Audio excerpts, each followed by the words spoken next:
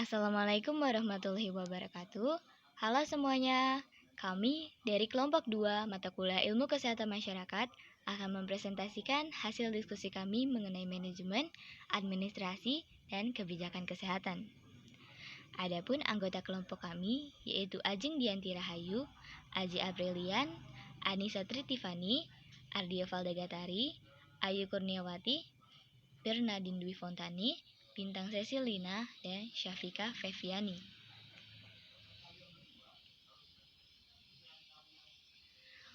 Untuk pokok bahasan dari materi ini antara lain, yang pertama ada konsep dasar administrasi dan kebijakan kesehatan, yang kedua ada manajemen kesehatan, dan yang ketiga ada fungsi pengordinasi, pengawasan, dan pengarahan.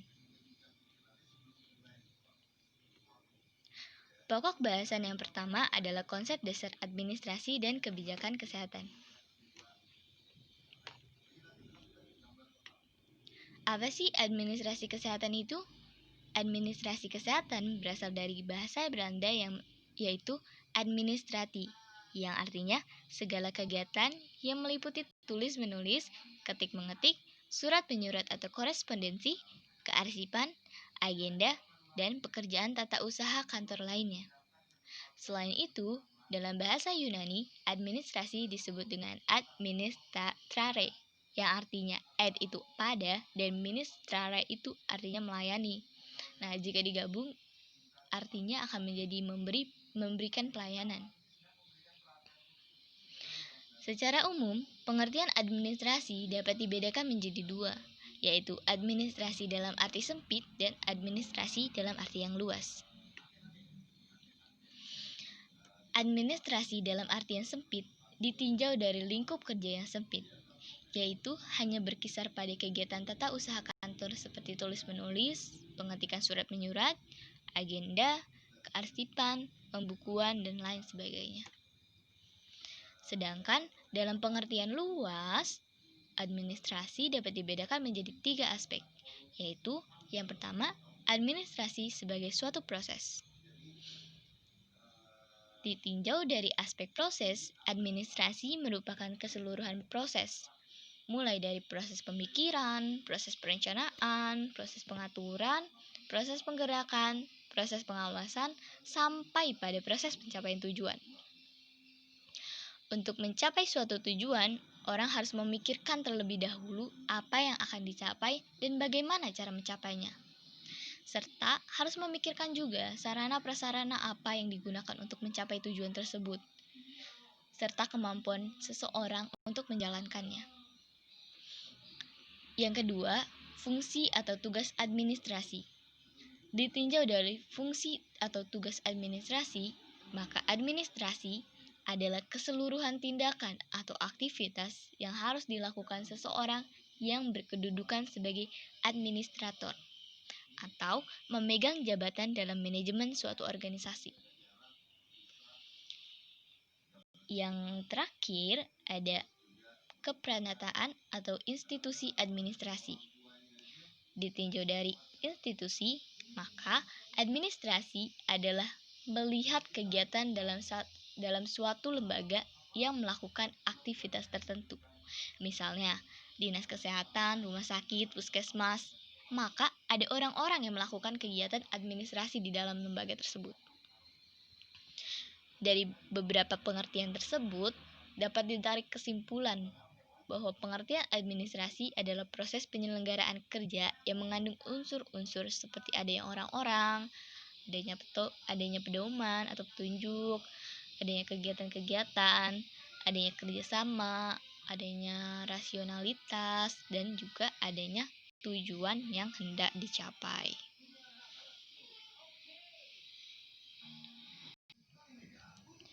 Berdasarkan pengertian tersebut, maka terbagi beberapa unsur pokok administrasi, yaitu yang pertama, ada masukan atau input. Masukan yaitu segala sesuatu yang dibutuhkan untuk dapat melaksanakan pekerjaan administrasi.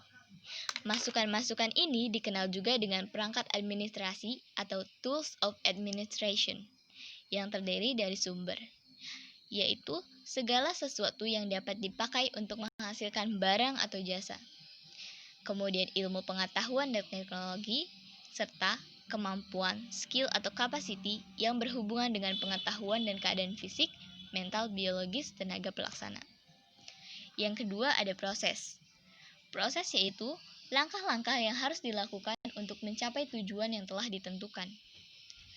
Proses ini dalam ilmu administrasi dikenal dengan sebutan fungsi administrasi. Yang ketiga, ada keluaran atau output. Keluaran yaitu hasil dari suatu pekerjaan administrasi. Yang keempat, ada sasaran atau target group, yaitu tujuan keluaran yang dihasilkan atau dengan kepada siapa hasil kegiatan tersebut ditujukan, atau kepada siapa kebijakan yang dihasilkan ditujukan. Untuk kebijakan publik, sasaran yang dimaksud dapat dibedakan menjadi perseorangan, keluarga, kelompok, dan masyarakat. Nah, yang terakhir ada dampak atau impact. Dampak adalah akibat yang ditimbulkan oleh suatu kebijakan tersebut. Fungsi administrasi kesehatan. Secara umum, administrasi memiliki fungsi sebagai perencanaan, pengorganisasian, pengarahan, pengkoordinasian, dan pengontrolan. Namun, di bidang kesehatan, fungsi administrasi terbagi dari P1, yaitu perencanaan, P2, penggerakan dan pelaksanaan, serta P3, pemantauan, pengendalian, dan penilaian.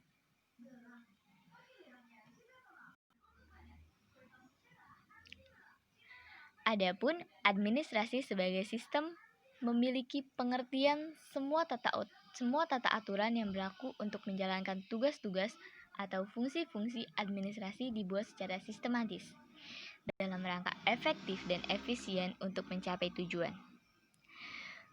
Berikut ini kami sajikan paradigma administrasi kesehatan. Paradigma merupakan istilah ilmiah dan lebih lazim digunakan dengan arti model, teori, persepsi, asumsi, atau kerangka acuan. Paradigma juga merupakan cara kita melihat dunia, bukan berkaitan dengan penglihatan visual dari tindakan melihat, melainkan berkaitan dengan persepsi, pengertian, atau menafsirkan. Dalam paradigma tersebut, hubungan antara manusia merupakan pondasi pertama atau awal. Kemudian terdapat pengambilan keputusan yang merupakan tugas dari suatu kepemimpinan. Dari kepemimpinan, melahirkan suatu manajemen dan membentuk sebuah organisasi. Lalu di tingkat akhir terdapatlah administrasi. Selanjutnya ada kebijakan kesehatan. Kebijakan sendiri dapat diartikan sebagai rangkaian dan asas yang menjadikan garis besar, dasar rencana dalam pelaksanaan suatu kegiatan kepemimpinan dan cara bertindak dalam suatu organisasi. Menurut Walt dalam Ayuning Tias, pengertian kebijakan kesehatan melingkupi berbagai upaya dan tindakan pengambilan keputusan yang meliputi aspek teknis medis dan pelayanan kesehatan, serta ketertiban pelaku atau aktor baik dalam skala individu maupun organisasi atau institusi dari pemerintah, swasta, LSM, dan representasi masyarakat lainnya yang membawa dampak pada kesehatan. Kebijakan kesehatan dianggap penting karena sektor kesehatan merupakan bagian dari ekonomi.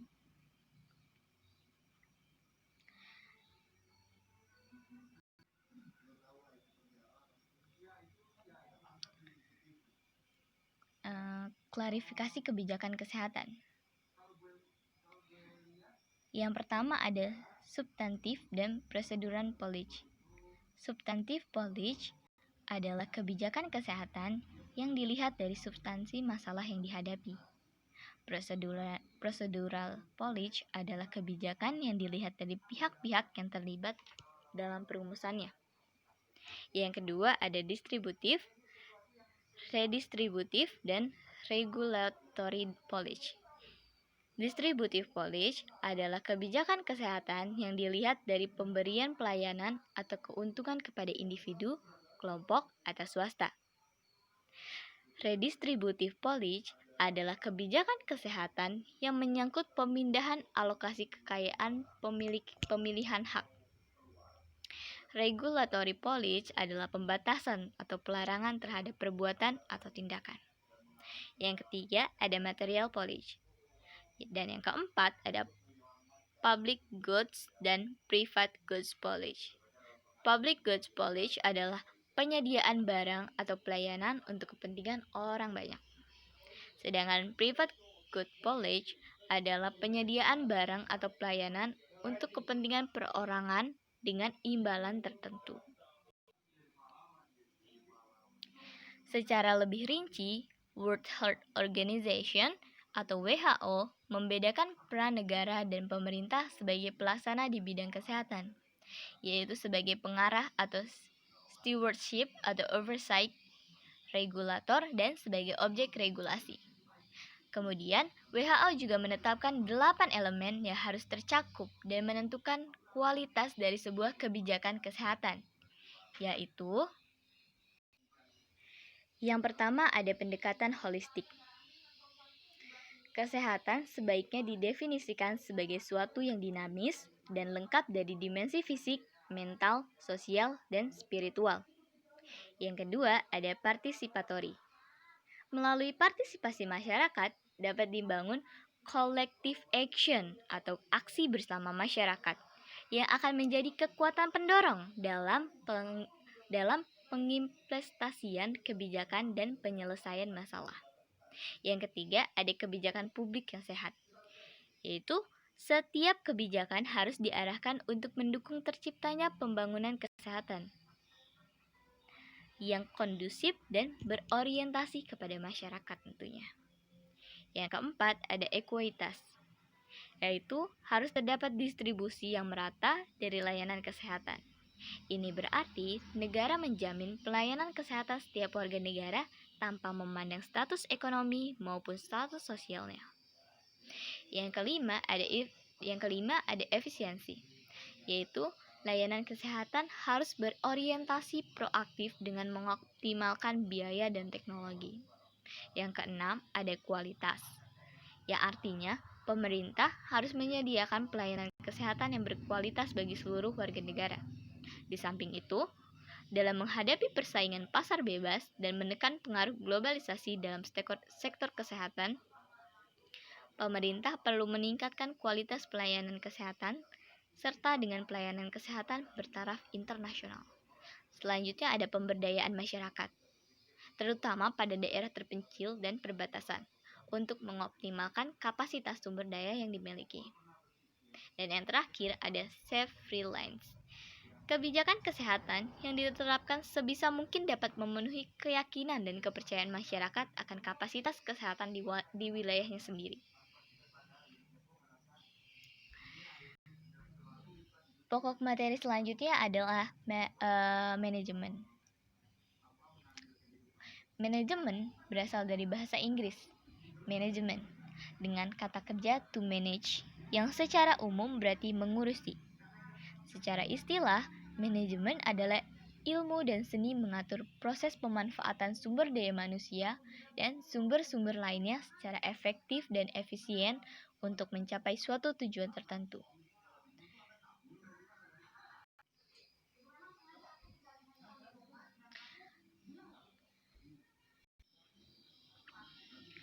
Nah, menurut tingkatannya ini, manajemen itu dibedakan menjadi 3 tingkatan, yaitu yang pertama manajemen puncak atau top management, yang kedua ada manajemen tengah atau middle management, yang ketiga ada manajemen bawah atau low management.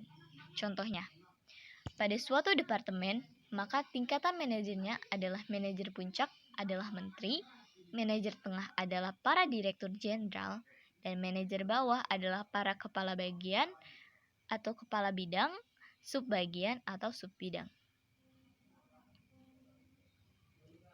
Untuk macam-macam manajemen sendiri dapat dibagi menjadi 6, yaitu manajemen terbuka.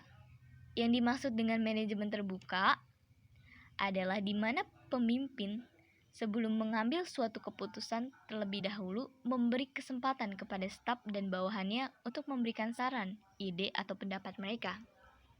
Yang kedua, ada Yang kedua, ada manajemen sistematis. Menunjukkan bahwa segala sesuatu diatur secara sistematis, yaitu secara tertib, rapi, dan teratur dengan tujuan untuk menghindari hal-hal yang tidak diinginkan. Yang ketiga, ada manajemen ilmiah. Manajemen yang berdasarkan ilmu artinya yang dapat dikaji secara ilmiah, dianalisis dengan menggunakan metode ilmiah dan dapat diperoleh suatu sistematis. Yang keempat, ada manajemen demokratis.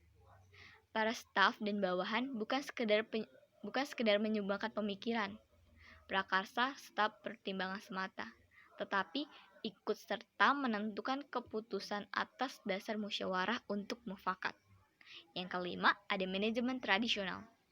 Manajemen yang digunakan dengan sistem kerja dan cara berpikir mengikuti cara-cara zaman dahulu, dan bahkan sampai masa sekarang ini masih ada yang menggunakannya. Dan yang keenam, manajer bapak. Dikatakan manajer bapak karena setiap usaha atau kegiatan dari organisasi selalu mengikuti jejak bapak atau pimpinan. Apa yang dikatakan bapak itulah yang benar. Secara umum, manajemen memiliki fungsi-fungsi antara lain controlling atau evaluasi, planning atau perencanaan, accounting atau pengarahan, dan organizing atau pengorganisasian. Nah, yang pertama ada controlling atau evaluasi. Evaluasi dilakukan setelah proses kerja dilakukan. Pada tahap ini, manajemen mengevaluasi keberhasilan dan keefektifan kinerja, melakukan klarifikasi atau koreks, dan juga memberikan alternatif solusi masalah yang terjadi selama proses kerja berlangsung. Kemudian ada planning atau perencanaan. Planning adalah aktivitas strategis dengan menyusun hal-hal yang akan dikerjakan dengan sumber yang dimiliki. Planning atau perencanaan yang baik harus memiliki tujuan, dibuat secara rasional dan sederhana, memuat analisis pekerjaan, fleksibel sesuai dengan kondisi, memiliki keseimbangan, dan juga mengefektifkan sumber daya.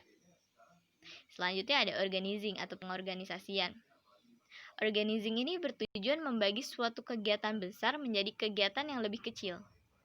Pengorganisasian dapat dilakukan dengan cara menentukan tugas apa yang harus dikerjakan, siapa yang harus mengerjakan, bagaimana tugas-tugas tersebut dikelompokkan, siapa yang bertanggung jawab atas tugas tersebut, dan pada tingkatan mana keputusan yang harus diambil. Dan yang terakhir ada accounting atau pengarahan. Suatu tindakan yang mengusahakan semua anggota kelompok berusaha agar dapat mencapai sasaran sesuai dalam perencanaan manajerial atau usaha.